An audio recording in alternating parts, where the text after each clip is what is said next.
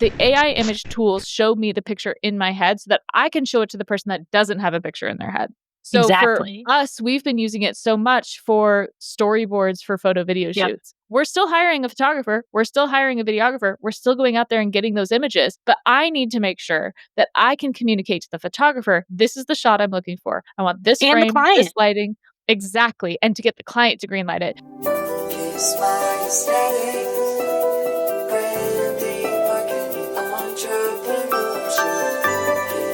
Greetings and welcome back to the Kiss My Aesthetic podcast. You know her, you love her. She's now the 5-timers club, first one ever. Lauren, welcome back to the podcast. Hi, thanks for having me back for the 5th time. I feel so privileged and excited to be the first 5-timer. It's so exciting, and I'm definitely now going to have to make a little graphic of like a little 5-timers jacket. You like, we should be sitting and like having a scotch and like sitting in a nice like library by now. But for anyone who doesn't know you and has not binged the other 4 episodes, which you tend to kind of circle back around about every 20-25 episodes. So this is good. This is good pacing because it's like, you know, we've covered a lot of ground since we first met. But tell everyone who you are, what you do, and who you help. For sure. I am Lauren deVane. I am known on the internet as your AI auntie, and I am helping really everyone now, but creatives, entrepreneurs, content creators, really anyone who is AI curious and wants to learn how they can be integrating AI tools into their creative workflows, their business workflows, and just their life in general. And man, oh man, am I happy to see a DM from you come through because I know when it does, it's going to be something juicy, right? So you've helped me, and I've talked about this so much with my process. Anyone that has questions for me about AI, I'm sending them to you. I'm sending them to Basecamp. I'm sending them to start to learn the tools and the tips of the trade. But kind of, could you summarize what this landscape is? Like, what's the groundwork? Can we lay the foundation before we get into the nitty gritty? Yeah. So, I mean, right now, as we're recording, it's the end of April, and we've got a lot of options right now. So, I want to say, if we go back a year, we didn't people were using ChatGPT. Like, that's what people were using for their large language model, and people were using Midjourney for their images. And those were kind of like the go to.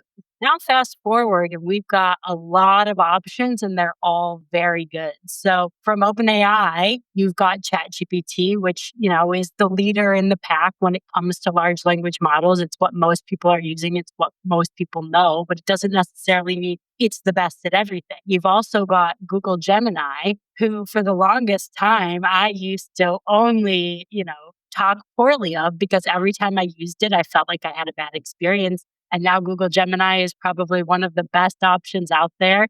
You've got Claude from Anthropic, which is also really great at writing and feeling human. They're all good at different things, right? And then you've got Grok from xAI and Elon, which I don't ever touch because I don't care to involve myself in anything that he's doing. But you've got more options. And then we've also got more options with image generation models now too, right? And we'll get into it, but ChatGPT just released their newest image generation model, which is separate from DALL-E, which is what we used to create images with from OpenAI. We've got updates from Midjourney, and then we've got a smattering of other models that are all doing just as good of a job. And now we've even got models that are not even models, but companies that are saying, hey, we're going to use the APIs from all of these different brands and allow you to make images using those models. So even just yesterday, Adobe said, hey, here's Adobe Firefly. Here's our updated model. But also, if you want to make images using ChatGPT's model and you want to make images using Google's model, right here in the drop down for you. So we really are now entering a space where you can't hide from it. It's going to show up in all of your tools because they're rolling out these model integrations via API to everyone. And all these brands are saying, well, I'm going to integrate it because I know this is making people's lives easier. So, for me, it's like it's everywhere. It's here and it's hard to avoid. And so why not learn about it so that you can integrate it and actually use it to your benefit rather than just saying, oh, they put this thing into my tool again and now I have to avoid it. It's like, no, you don't have to. You can learn how to use it and it'll help you. I think the only other instance phenomenon that feels most parallel to this is streamers, like going from cable to streaming. Because if we think about like how many, there were a few big guys from the jump, right? Like your Netflix, your Hulu, but then it was a billion streamers and you had to have all these different platforms. And then now you have all these platforms, but then they're kind of scooping up programming from other platforms. And like, there's kind of just this big mess. But really, I think when one thing does something particularly well, the people flock to the thing that's good. Severance and Apple TV, right? Like Yep. all of a sudden, people got Apple TV accounts that never had Apple TV before. And they're like, oh, wait a second, there's all this stuff here that I might like. So I think, like you're saying, it's pretty unavoidable, number one. Number two, the mass overwhelm that I hear from people in my DMs or in the Facebook group or from clients is like, there's so many tools and they don't even know where to start. So, how do you kind of set someone on the right path, besides following you, of course, and even listening to the show, which is a great first step is listening to this podcast. But how could you be a person that's like new to AI and even know where to go first? For sure. And I think, Michelle, I always love your analogies. You always do such a good job of like connecting dots and being able to see it from like the bigger perspective too. And I think the streaming one is a really good analogy, but I do think there is a small difference there in that with streaming, it's like the only thing you're doing is consuming that content as like media, right? It's like, oh, I'm just going to sit down and watch that. With AI, the it's like being the producer. Of what you can do with it are so broad and so many and plentiful that it's like, it's so hard to be able to say to someone, okay, where do you start? It's like, well, what are you using it for? Because if you're going to tell me that you're a coder and you're using it for code, I would tell you to go to Gemini because Gemini is the best at code right now. But if you're telling me that you're a creative director or an art director, I'm going to tell you go to ChatGPT because it's going to be able to follow your direction so well to a T and be able to hit on all of those things. But if you're telling me that you're an artist that just wants to be able to be creative and like you have an idea, but you don't know what that full vision is, I'm going to tell you to go to Midjourney because Midjourney is going to do the best job at really being able to take these disparate ideas and give you options of what it could be. If you're going to tell me that you're doing creative writing, I'm going to tell you to go to Claude because Claude is the best option for that. So the bigger problem therein lies is that everyone has different use cases for what they are going to use these tools for. And so then finding the right place to start becomes more difficult. But to that point, at this juncture that we're in, there are two options that are going to kind of give you the ability to do all of those things. And that's ChatGPT and that's Google, because those two are both able to, they're large language models, but they're also able to create imagery and they're also able to create video because you've got Imagine from Google and you've got Google Veo. And so if you're paying for a Google Gemini account, you get access to all of those. Whereas Claude, it can do code. It now has it has internet now, but it's not great. And there is no intention of image creation or video creation on their roadmap. So if that is something that you are interested in, I wouldn't maybe suggest Claude because then, unless you're open to paying for multiple products, which I do, I love paying for them because I use them all in tandem. I actually just wrote a post the other day or a reel about being a little bit of an AI slut and saying like, hey, I'm going to go and use all of these different tools because I know what they're good at. I know their styles. I know their context lengths. And I can go to the one that I know is going to do the best job for the thing that I need it to do. And I also like to use them to help me fact check and like keep them in check. So it's like, I'll write something in Claude and then I'll bring it into ChatGPT and be like, hey, how would you make this better? Right. And so there is this idea of using multiple, but I get it. When you're first starting, it's like that feels far too overwhelming. So I would say starting with ChatGPT is probably your best option because it can do everything and it is probably the most easy to get to know. But if you're deep in like the Google system and you've got everything in Google Drive and you're using Gmail, you're using Google Calendar, like Claude does hook up to that now. And like Google does hook up to that. So there's a lot of options. And I think you got to kind of try one, see how it feels. And if you're like, this isn't the vibe, try another one, right? So like, don't go in and pay for an entire full year first. Do a month, maybe pay for, if you can, pay for two at the same time and use them in tandem and be like, okay, do I like this experience better? Do I like this experience for what I'm using it for? What is working for me? Because it's so dependent on your specific use case and the way that you work that it's like so hard to tell someone what is the best one to start with, And I know Well, let's that's not even the right narrow it. answer because that's No, what that people is the right always answer. ask. I'm sure it is. I'm sure it is. Well, that's because it comes up all the time, right? Like people want to know, like, oh, how do you become proficient at something? They want the fastest way to get there. But for the purpose of this episode, let's keep it to brand design because that's something you and I For sure. obviously both know very intimately. I'm a big ChatGPT person, and even someone sitting next to me watching how I use ChatGPT, I feel like they already have 1,000,005 questions, and I'm probably using it at like a 75th percent to maybe like 1/10% to what you're actually using it for. So the first thing that I feel like I learned from you was like keeping different projects or different ideas in different threads. That's super helpful. But now Mhm. within ChatGPT, there's different models. So explain what a model is and explain the difference between the ones that are 4, 4.0, 4 plus, Yep. 3.0. This part kind of confuses me. Yeah, it confuses everyone because it's not Intuitive? it doesn't really make Follow any sense. logic? Yeah. I'll try and make some sense Sure. of it, and try and give you guys a little bit of a glimpse into what the future is meant to hold for us when it comes to ChatGPT and the model picker. So if you are familiar with ChatGPT, you know that at the top of your conversation, there's a little model picker, and you can choose between GPT 4.0, which the O is a lowercase o, and it stands for omni. It's not a zero. Okay. But that doesn't even, it's just also confusing. So you've got GPT 4.0, and then you Uh-huh. also have GPT 4.5. GPT 4.5 was more recently rolled out. We've had GPT 4.0 for about a year. We've had GPT 4.5 for maybe 2 months. Okay. And they're already like, this isn't good. We're getting rid of it. So they're going to sunset GPT 4.5 because they're like, nope, like this isn't it.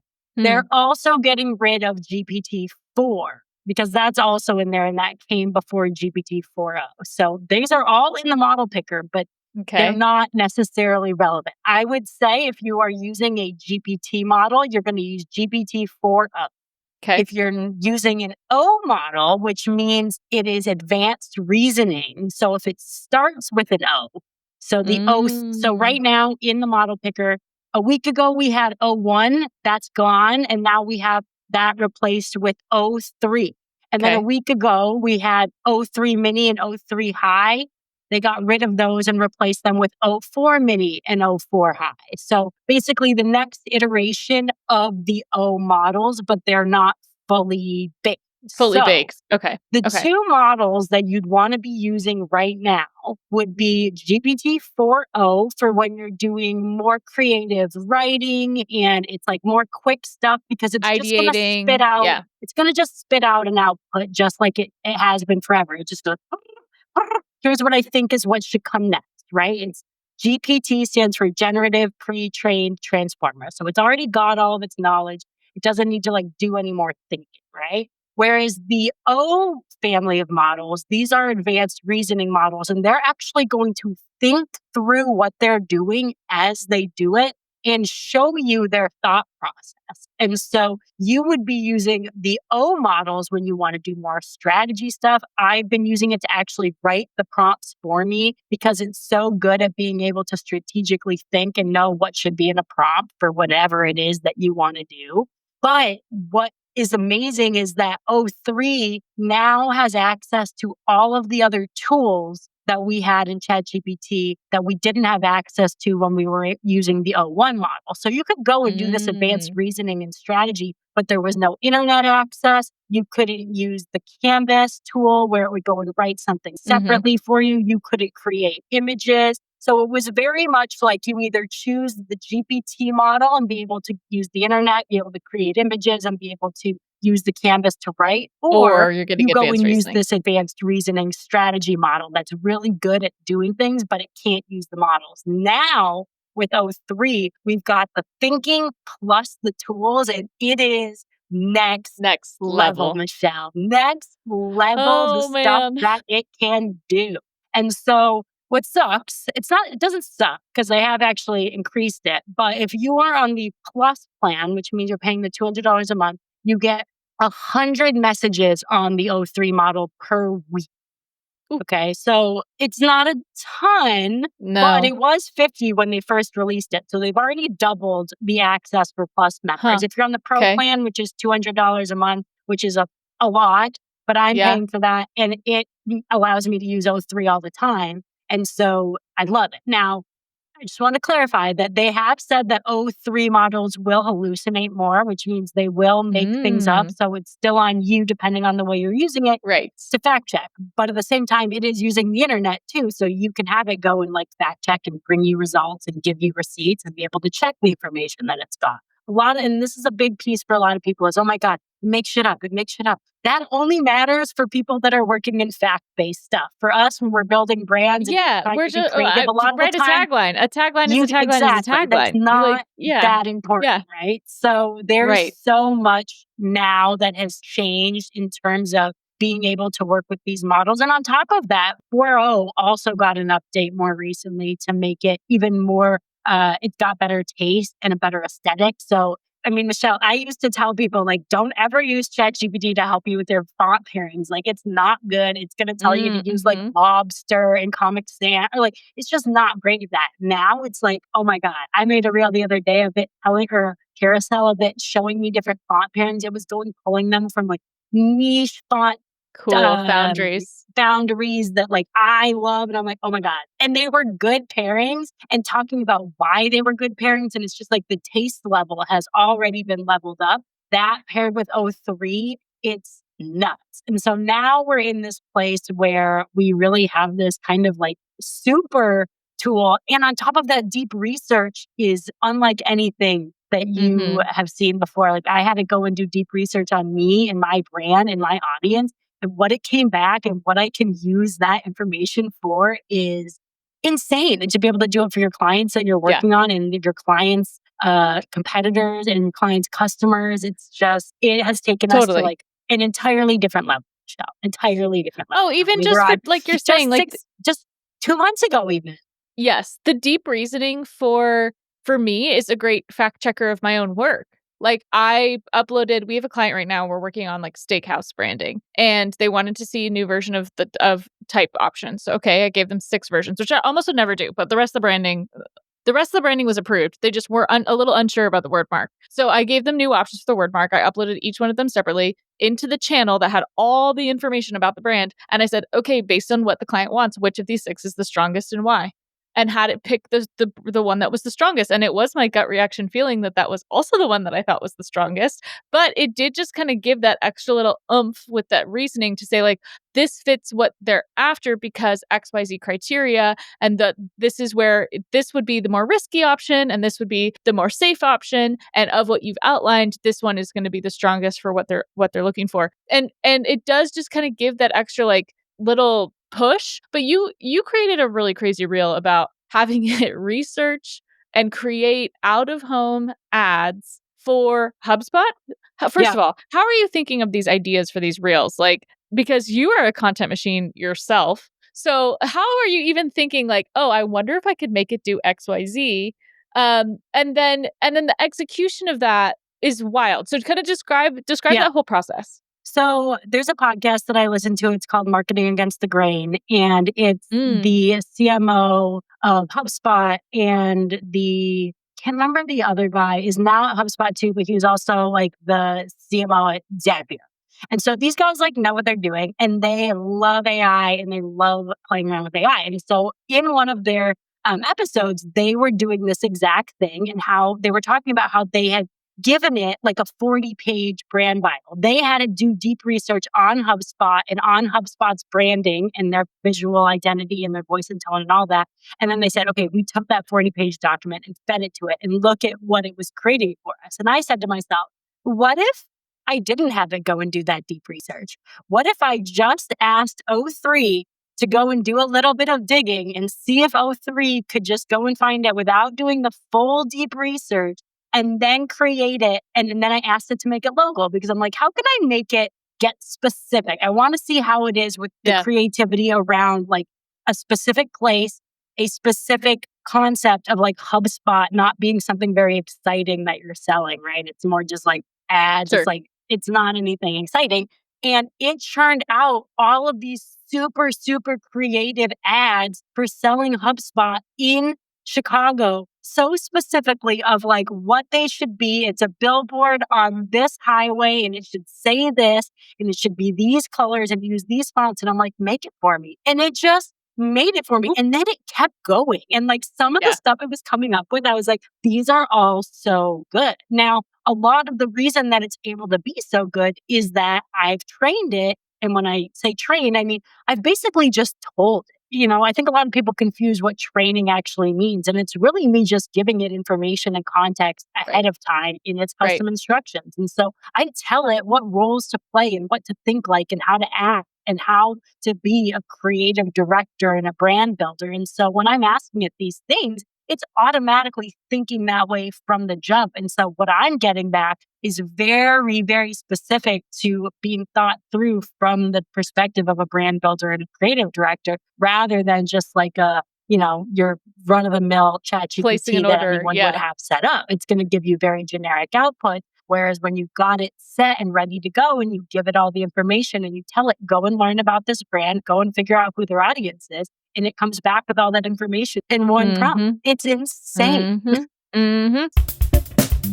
If your client sites are stunning but stuck on page 7 of Google, it's time to bring in reinforcements. The powerhouse women-led team at Searchlight Digital takes SEO and Google Ads off your plate so you can focus on what you do best, creating beautiful brands. Whether you're after a white label partner or strategic consulting, they make optimization feel a whole lot less overwhelming. Use code KMA100 at searchlightdigital.ca for $100 off a 60-minute Pick My Brain call. Because what's the point of great design if nobody can find it? Again, that's searchlightdigital.ca. Use code KMA100 and get found. I think that's where people, though, are also like shitting a brick. Like, I think this is where a lot of people in the Facebook group and a lot of people in the DMs, they're like, oh my God, this is going to make me obsolete, because they're thinking that them being the one to execute the tagline on the billboard in the Illustrator file that gets sent and creating the brand activation, they think that that's the skill. But I want you to counter that. What's your counter argument to someone saying like, okay, well, there goes my job? Well, the counter argument to that is, okay, what else can you be doing? Because your job alone is not that one single thing. And if everyone has access to these same tools, then like, how can you take what you're already doing and provide more value by using this tool? So it's less of a like, how is this thing going to take my job? And it's more of a, if you are in that mindset, how can I take this thing and make my job so unavoidable that people need to hire? Right? Like, why do people come to me now to help them with AI? Because they're seeing that, like, this is unavoidable. Like, I got to do this. Right. And so, if you can figure out how to make what you're already doing so much more valuable, like you just said, it's like you can now go to your customers and say, look, I'm working with AI, and it's really going to be able to allow me to take exactly who your audience is and use that as our guidepost, as our North Star for everything that we're creating, and be able to run it by them. Normally you'd be running these focus groups. You know how much a focus group costs every time you want to do a focus group? Now you've got one set up, ready to go for literally every asset that you're creating. So then when they have anything to question, you can go to them and say, look at this is exactly why this is going to work. This is why it's not going to work if we do it your way. This is you know what I mean? It's like you now have receipts for everything to be able to put the proof is in the pudding. It's like you can show why they need you, and you can, there's so many ways you could now charge more or you could charge the same and provide more so that you are now providing more value. Like it's all, you can provide stuff faster for your audience or for your clients, right? There's just so many ways, and it's so up to you. It's like if people want their stuff faster, now you can provide for them faster. If they don't and they want you to spend more time on it, now you can spend more time on it because you're doing the other stuff, right? It's like you decide how this becomes part of your experience. And I think the fact that you can use it to learn other skills on top of what you already do. It's like now you're not just a generalist. You can actually start to become really good at these other things that you were a generalist at before. But now it's like, oh, cool. You sit down with AI for 4 hours. Do you know how much you can learn about a certain topic in 4 hours now? Totally. It's like, it's crazy. But also to the point of, it's not a substitute for taste. So like there's reasoning and then there's taste. Like I think that's what your clients are hiring you for. Yep. My client doesn't care if I spend 4.5 hours designing 6 different concepts for packaging in Illustrator. Right. What they care is that their packaging looks good. So if I can use ChatGPT to help me iterate on design a 6-pack box for a canned cocktail company based on these competitors, based on this shelf space, based on this design of the prior boxes, that's going to give that the compliment to get me 70%, 80% of the way there on the design to then take it into Illustrator and execute on. We're not far off from GPT being able to create AI files or Photoshop Right. files. Like I this, mean, this, it's this is not already, the new one is already able to, like ChatGPT's new one is able to give you transparent PNGs. So you can right. literally just go in and clip out Boop. the, like it's, Oh, for yeah. icon sets, for Yep. motion graphics, we used Runway ML to make a bunch of like at least start logo animations that I then took Yep. into After Effects and removed the background from and cleaned up and like basically built it from there. That saved Yep. me hours and hours and hours of time. And it's what it's doing is it's serving the client. It's getting the client what they need faster. And what the benefit to the client is that it still has to go through my funnel of taste. Yep. I would be able to tell from the 8 different outputs which output is the best output because I've done this for 11 years. A client who doesn't do branding because they're a real estate agent or they're interior designer or they have a cocktail company, whatever, they're not going to have the level of taste that you or I have because we look at images all day, all the time for brands all the time. Yep. So And that, it's not even just taste, it's domain yeah, experience too. It's knowing yeah, what is the right, it's like, because there are so many, I mean, I do think taste is a huge piece of it because there are so many designers that have been designing for 10 years and they still don't have taste, right? And so true, to your point, true. like, I guess I'm proving your point as well. But I do think domain experience is equally as important as like, because to that point, as a brand designer, I know what looks good, whereas my mom wouldn't know what looks good because she's a Sure. real estate agent. But And you she can would be learn able to get skills. something from real estate, and I wouldn't have any idea if it's right or wrong. Exactly, exactly. We can always learn skills, right? We can always learn skills. You can't really substitute taste. So I think that's where like the medium, and I think it gets back to like my art history roots as well, and like visual arts and like practical, like how you communicate something visually is like you can make a beautiful photograph with like a throwaway camera, like a disposable camera. You can also make a beautiful photograph with a DSLR. You could also make a beautiful image with Midjourney or with ChatGPT. Like it doesn't negate the fact that that's still an image, like that's still a visual. So I think people get really hung up on the tools and on the method and on the materials of the thing, and they're less about what's the actual like communication that's coming across. Yeah, and I think that's the thing that frustrates me a lot too, is that it's like we're not trying to replace actual art. There's a world where No, they can all live together. Like, of just let course. us do this stuff as well. I'm I don't with know. you. I think it's there's definitely like still a weird like people think that using ChatGPT is cheating, but people thought using Canva was cheating. Do you know what I mean? Like people thought that like doing things digital was cheating, that you should hand letter every logo you've ever made. I've never sketched a logo. Never in my 11 years of being a logo Me designer, I've never either. sat down pen to paper and sketched a logo because I'm doing the shortcut commands in my head being like, Command Z in my head as I'm Same. drawing. There's no chance. There's no chance that I'm not doing that. So it's just I But think also, that's not it's how not the my time. brain works or No, designs. Like, I feel like exactly. when I'm designing a logo or something, I'm literally basing it on like, what are the shapes of this specific Yes. font? And like, is it working? And can I move these things around? Like, I need the thing right in front of me. And it's the Mhm. same way with like, if you're creating AI images, it's like, you don't always know what the thing is yet. And like, I think I'm learning this as I've gotten older. I think I have, it's like aphasia where like you don't actually have the ability to like visualize. So, like if somebody says like a pink elephant, like I don't actually see a pink elephant in my head where other people are like, you don't Interesting. see that. And I'm like, no, I just like think it. And then, so for me, it's like, I can't, like, I can think it, but I can't actually see it. So that's why I think AI for me is so awesome because I'm like, oh, this is what I'm imagining. Or like, no, that's not it. But like, I then finally see it. Yeah. It's weird. Yeah. No, and I think if you're not I just had this conversation on the last podcast I recorded with a client who's a real estate agent, and she said she describes herself as being like a visualizer. Like she can walk into an empty house unstaged and know who's going to live there based because she can see the vision. And I said, "Isn't it such an interesting phenomenon when you realize like people don't have that? Like not everyone has that ability." And like how you get that from point A to point Z is like by showing, right? So that's why you put furniture in a house and you put a high chair at a table is to show this would be a cute house for your small young family, right? Like you're visualizing, you're telling the story, you're like leading a narrative. So much of that is branding. And so it's Yep. like, I'm always explaining that the AI image tools show me the picture in my head so that I can show it to the person that doesn't have a picture in their head. So for Exactly. us, we've been using it so much for storyboards for photo video Yep. shoots. We're still hiring a photographer. We're still hiring a videographer. We're still going out there and getting those images. But I need to make sure that I can communicate to the photographer, this is the shot I'm looking for. I want this And the frame, this client. lighting. Exactly. And to get the client to greenlight it. Because then, Yep. too, and this just happened, we got all the photos back from the Can Cocktail shoot. I'm still going to use AI to like expand the backgrounds on stuff because I can't create a billboard or a banner ad that's so skinny and long out of one photo without beforehand having to go to Photoshop to expand it. But now I can use AI and I can expand out the boundaries so that it fits the use case.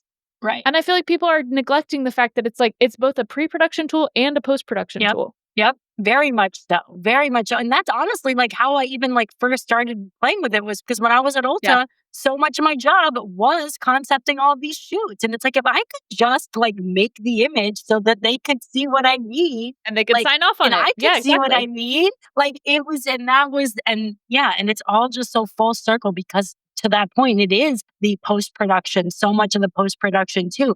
And even when you think about that, like when people are like, oh my gosh, like that's not even a real photo. It's like, do you know, maybe we've talked about this You've before, never but looked it's at like, a real do you photo. know how many fake What is photos real? there are? Most Yes. photos are not real. Food Right. photography, they're using oil and like every glue, like everything in those photos is fake anyways. You're so excited about how gorgeous and wonderful it looks to eat, and it's glue. It's glue. Yeah. Like everything Yeah. is fake. Yeah, exactly. And I think for photographers, like no one has any issue with them like photoshopping out outlets or power lines or anything like that. But then it's like, okay, but now I'm going to then draw the line at you extending the water of the pool to the edges of the canvas. Like, and also if you're the person that's doing that day in and day out for your job and you're shitting a brick that you're going to lose your job, like, yeah, like to your point, what else could you be doing? Right. What else could you be doing to like be pushing this a little bit further? Because being like a pixel pusher ultimately is not really moving the needle. No. And like, For what? I don't know. There's not, For I mean, what? that's it. It's like if you are not a creative person, then like, yeah, there is a potential that like AI could be more creative than you and take a job from you that was not requiring much other than resizing. You know what I mean? And it's Yeah. like, that's not to say that that isn't like a necessary job, but is it a necessary job by a human when it is literally like you're getting paid to just resize something? You're not using really any sort of creative execution. You're just Or the reasoning, high resizing level girl, reasoning. and like that's a job, yes, Right. but most companies are not going to want to pay for it if they can be getting it done Exactly. way faster, more efficiently, and they can use data to make sure that what they're actually creating is going to convert more than what a human is going to do. You know what I mean? And it's like that's just the And way I that think that's the technology point. moves, and we have to roll with it. Mhm. That's the point in marketing and in capitalism that we're in is like efficiency does impact your ROI when you're a small to medium sized business. You are always looking for max efficiency. I think big corporations are also looking for max efficiency, Yep. which is why it feels so counterproductive when they require everyone to come back in office because you're like, for what?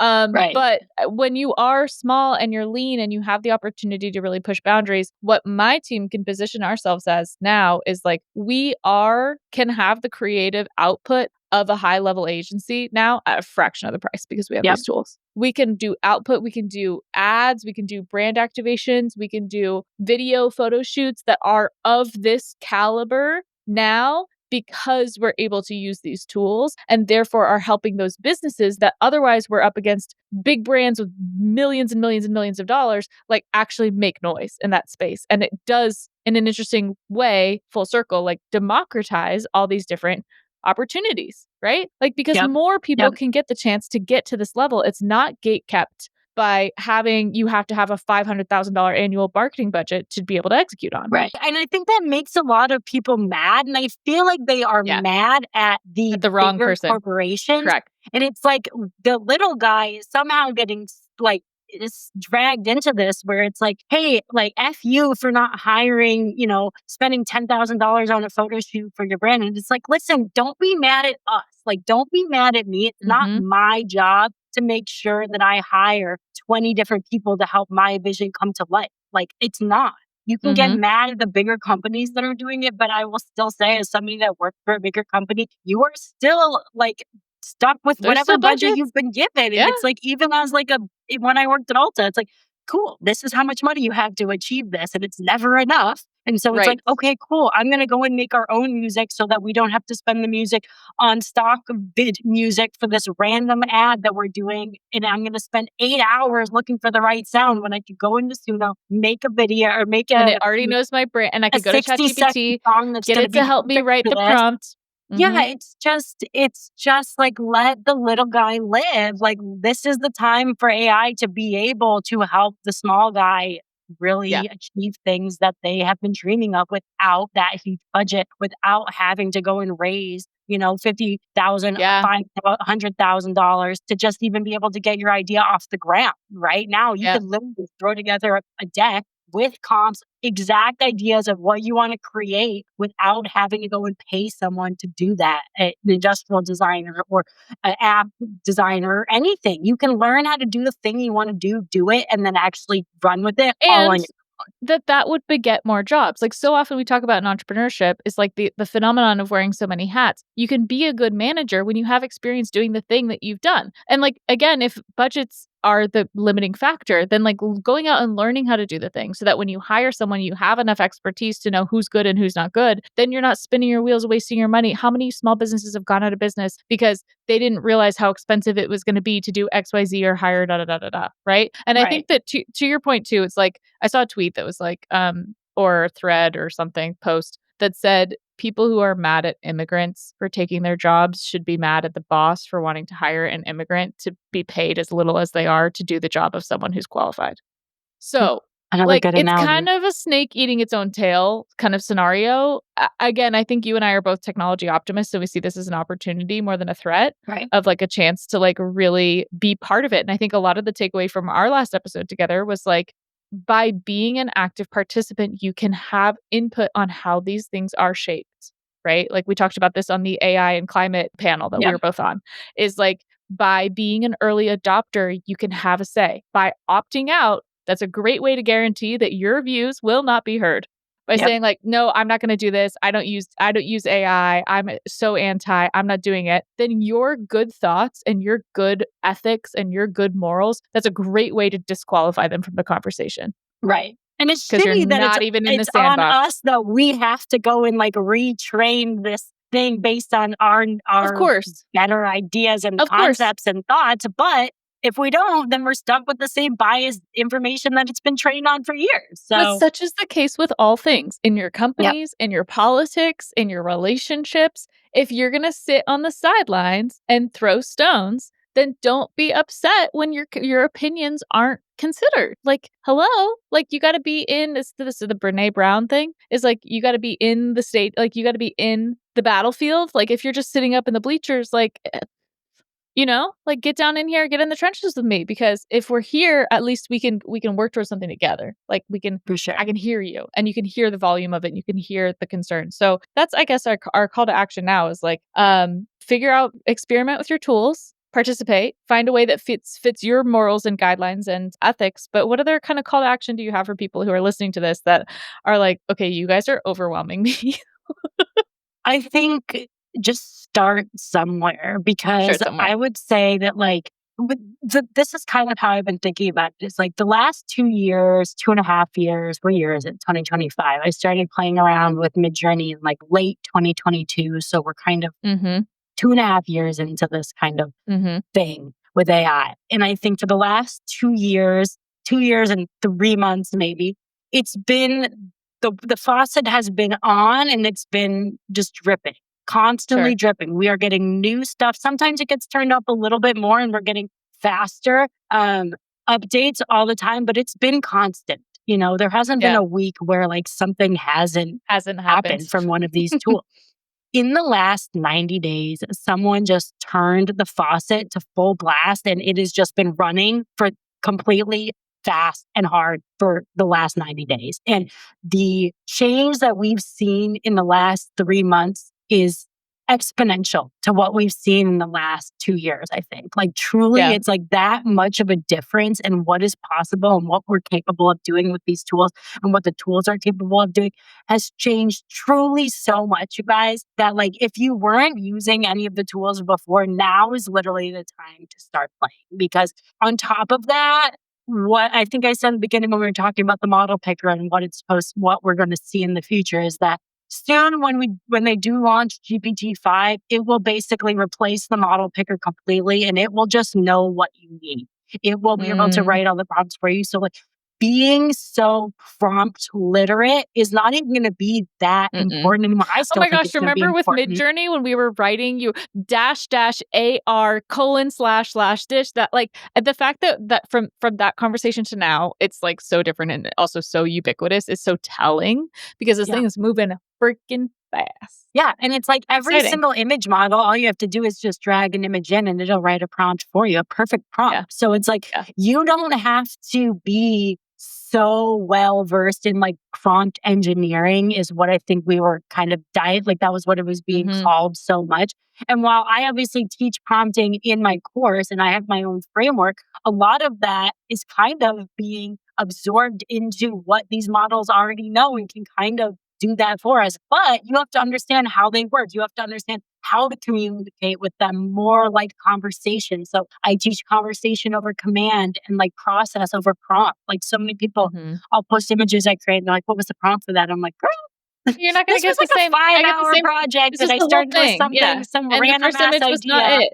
And now I'm Exactly. here. So And I think that's what clients don't understand either, is they think that this is just like a input then output. But like we talked about before, like again, a food, because food comes up for me. Like there's a million ways to make a hamburger, and there's a million different price points for a hamburger. You can have a fast food hamburger, you can have a Michelin star, like fancy ass Wagyu on a blah blah blah bun that was sourced from yada yada and presented on a little rock with its own with little like truffles. with truffles and caviar. Like there's a lot of ways to have it, right? So it's like both things can exist. And I did respond that on Threads to somebody saying like there's all these like really weird spammy like never hire a logo designer, just use AI, blah blah blah. Like okay, yeah. And so that's what I said. I was like, you can get a $5 hamburger, you can get a $50 hamburger. Like depends on what you're hungry for. If you are hungry for the more quality experience, then yeah, you pay a little bit more, but you get a better output. But better is subjective because the person that doesn't value that is going to they're going to be completely satisfied by the $5 fast food hamburger that they're eating in their car. That's fine. All of these things can exist. All of this can exist at the same time. And I think it got some replies and people were like, oh, I'm going to use this as the analogy. And I was like, yeah, because I think people just overcomplicate it in their head. But when we realize like it's just a paradox of choice at the end of the day, like you just choose what fits right for you. Mm-hmm. And also me trying to chase down the person that's going to try to DIY attempt their logo is so not worth my time. And trying to prove to them that I'm worth X dollars for logo design, like it's not gonna land. You're just like talking to the wrong people. My favorite, just It's curious kind of like I'm question. never going to convince somebody that is already so adamantly against it. Now, No. that's not fit.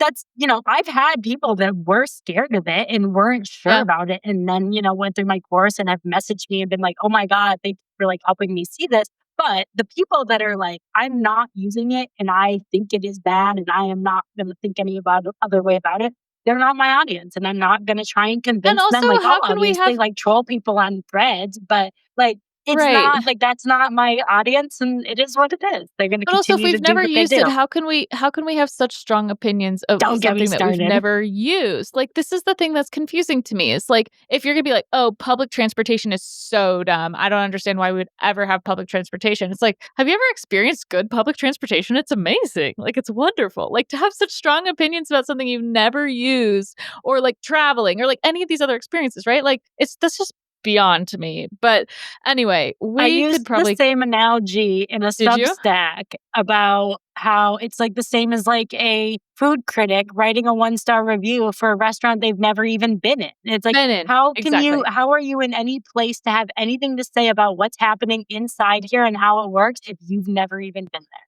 Right, right. So start with And they're the something. loudest. They always are. They always are.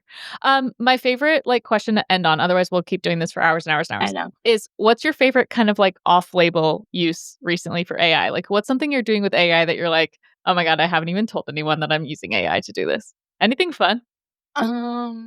No, I mean, I feel like I tell everyone what I'm doing At always. all times? But in terms of like an interesting use case Mhm. was when the new ChatGPT image model came out, I was like, I'm going to make a font. And so I basically had it Mm. create all of the characters for me for a font. And then I was able to bring that into Illustrator, turn it in, To live shape. trace it, and then Yep. use calligrapher.ai, I think it's called, for a template and actually turned it into a real font that I'm like using. I'm like, this is crazy. This is crazy. Mhm. But truly, Mhm. like, there's just so many ways to be using it. I mean, I started a Substack and I've been using it to help me write my Substack and edit my Substack. And I've been having fun with that just because I'm like, it's interesting to see how I can use it to like do more creative writing, less so like copywriting to like sell a To course, sell but stuff. more like, Yeah. how can I take these ideas? Like the one that I just posted right before we got on here was taking the executive orders, like 3 different executive orders, and showing how when you use ChatGPT or some of these AI tools, it can really help you see through all of the bullshit that's like being put into Yeah. these that are making them confusing and then really connecting the dots for you. And so kind of like using that and then giving people prompts to use for themselves to be able to do this and help themselves Ugh. understand because it's like AI can be used for things outside of just your business. Like a lot of like what's happening in the world now is very confusing. And so when you can take these disparate ideas happening in different silos and give them the chat and say, hey, can you help me understand the dog whistles in here? Or what are the things? Who is this Yeah. actually going to be Hurting helping at the end of the and day? And helping. who are Yeah. the ones that stand to lose here? And it can really break it down for you to be like, oh shit, this is what this is about. Because like nothing is as it seems with And this I think that administration. And so, that's what's gonna be the great irony of these GPT tools is I hope that the reasoning model inspires people to do their own research and start critical thinking or even just teaching critical thinking.